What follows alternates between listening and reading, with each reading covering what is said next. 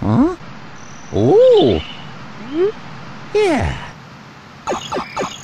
Hey, paisanos! Welcome to episode 28 of an ongoing series where we basically take the camera anywhere we want.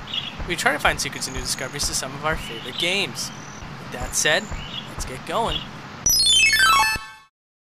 You know, sometimes it's really fascinating to get answers to questions you didn't even think to ask. Like, for example, here with Princess Peach, a very valid question to ask is, where is she in this particular scene? But honestly, I never put any thought into it. But if we zoom the camera out, we can actually see that she's way above the Mushroom Castle and laying horizontally. And when she disappears, Lakitu spawns just below her coordinates. Yours truly, Princess Toadstool. Another thing that caught me off guard, and I guess I just wasn't paying attention, is that apparently almost every single spherical object in Super Mario 64 is actually just a 2D texture. And when you move the camera around, you can remove the illusion and see it for what it really is. And with the exception of Chain Chomp, I think this applies to every single object, including the famous King Babam. So in this episode, I'm going to be covering Super Mario 64 DS when it becomes relevant, and this is one of those instances. Like here inside of Princess Peach's castle, Mario goes through several doors to get to certain areas. Now in Mario 64, behind the door is typically just a rug and a black background. But in Mario 64 DS, several of these doors actually have special backgrounds made specifically for the room that you're about to go into. Like for example here, you get an outdoor canvas. And for the staircase room that goes back out into the main hall, you can actually see the clouds that are in the main hall's room. And even the courtyard has its own special texture. Another pretty shocking surprise is that the menu screen before you start your game in Super Mario 64 is completely 3D modeled.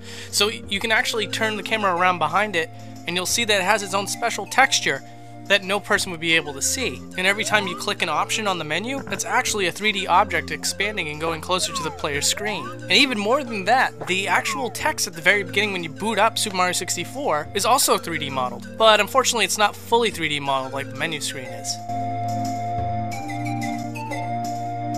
One lesser known fact about Super Mario 64 is that, due to its low resolution being put out on home consoles back in 1996, the developers were actually able to get away with making low-poly versions of certain character models, like Mario here, when he's far enough away from the camera. The idea was that when Mario's in motion, he uses far less polygons than he would when he's standing still. But with HD and Magic Camera, we can actually see how pretty hilarious he looks in low-poly mode. Now we just gotta match him up with low-poly Peach from Super Mario Galaxy, and we got a match made in heaven.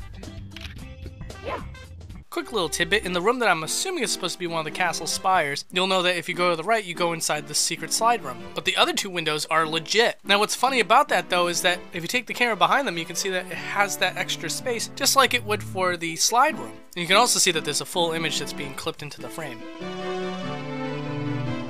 Also in Super Mario 64 DS, this room got a little bit of an overhaul, and this actually introduced an all-new room into the castle, which included a balcony for Princess Peach. The only thing that was a bit of a shame is that it was completely blocked off by a glass window. But with Magic Camera, we can get a little bit of a better look as far as what is outside of this area.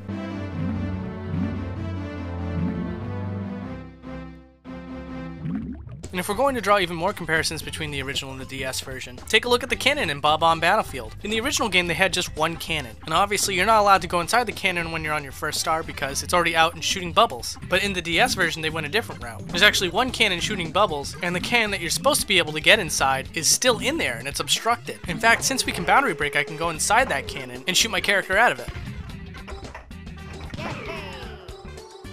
Now, another difference that the DS version had was that in this special room, they changed the window pane colors to be different from one another. Now, I imagine this was done for two reasons. One was to liven up the scenery just a little bit, but more importantly, it was to help prevent the player from getting disoriented. And I thought to myself, wow, this would actually be really cool to go through these windows and see these different colored skies. But unfortunately, the trick was actually pulled off by putting a filter over each window, which you can actually see if you view the window at a certain angle. Now, as far as new perspectives go, I absolutely love how how TikTok clock looks. Somehow, someway, the developers managed to pull off rendering the entire level in one go. And from far away, it looks awesome.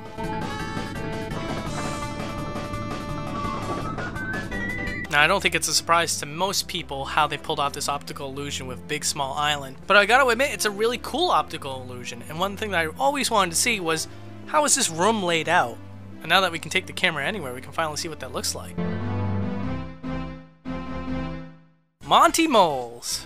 My live stream kind of opened my eyes to the fact that Monty Moles kind of hide half their bodies almost any given time, so I thought we'd take a look at these guys as well. Now granted, in an instant you can see their entire bodies as they jump back into their holes, but let's be honest, you don't really get a great look at these guys. And I think what's really interesting to know here is that they actually warp in and out of existence, which for what purpose I really don't know. Probably because they go head first when they go back into the hole and they just didn't want to reorient the moles when it's easier to just reset the animation.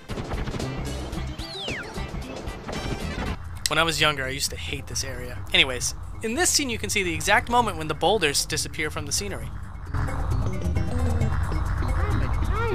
One viewer request was, is the Lakitu in the mirror room in Super Mario 64? Now obviously he meant outside of the reflection, and the answer to that question is no. No, the Lakitu is not there on the other side of the mirror because, well, I think the obvious reason for that is that if a character model was where the camera is supposed to be, it might actually obstruct the camera, causing graphical problems. One area that I always wanted to explore more of was Princess Peach's garden, because if you look up, it implies that you're looking at the back end of the castle, which means that there could be something even further off in the distance behind the garden. But unfortunately, when we take the camera out there isn't really anything to see. Everything that is obstructed out of your view, it's not modeled. And what's really odd is that this area actually has invisible walls that goes all the way up to the ceiling. In fact, if we were to take Mario as high as we can go, he can actually get wedged in an invisible corner, and it's a little interesting. Also, I did check the DS version to see if there was any other changes, but unfortunately, outside of that little concave area that you're supposed to bring Luigi, there's not much else. One thing I wasn't expecting to find was that inside Koopa the Quick's head is a texture for a mouth. Now, having a mouth for Koopa the Quick is completely unnecessary because he never moves his mouth, even when he's speaking in-game. So it implies to me that at some point the developers actually did want Koopa the Quick to have a mouth-moving animation, but they just nixed it.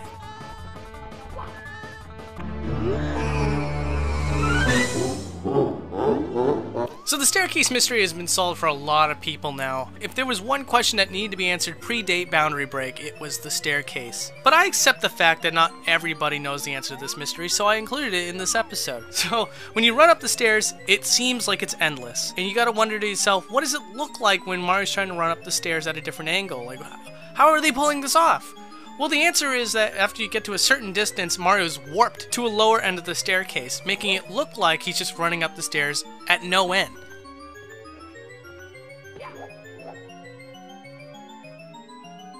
And what's really funny is that I was going to try this with the DS version of Super Mario 64, and didn't even remember that you can't beat the game with Luigi. I thought there was something wrong with the game, so I just boundary broke to get to Bowser, defeated him with Luigi, and the end result is actually pretty funny.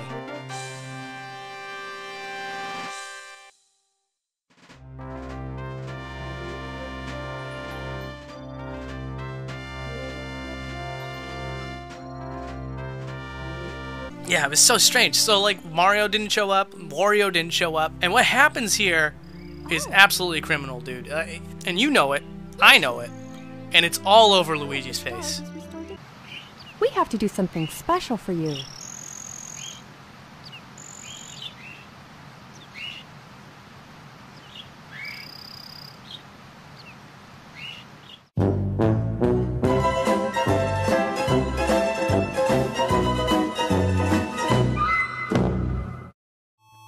Hey, thanks a lot for watching. If you want to vote for next week's episode, it's going to be a choice between all the Pokemon stadiums or Mortal Kombat 9. Well, and I've heard from a lot of people that the stream went really well, so I'm bringing it back, baby. Tuesday at 7 p.m. Eastern Standard Time, and that's November 15th, I'm going to be doing Kirby's Air Ride and a look back at a previous episode of the viewer's choice. So if you show up and you tell me what you want, we'll do it, man.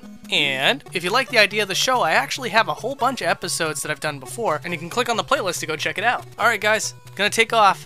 Thanks for watching. See ya.